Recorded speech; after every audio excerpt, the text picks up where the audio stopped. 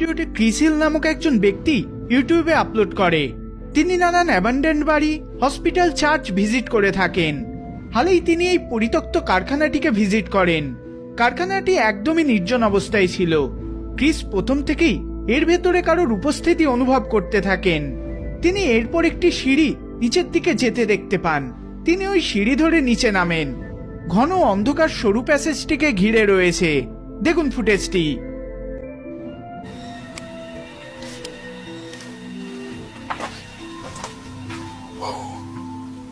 It's noticeably colder in here.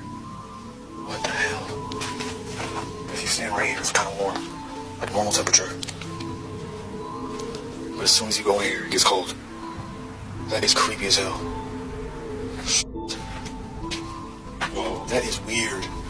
That is weird. Like, I'm not joking. What was that?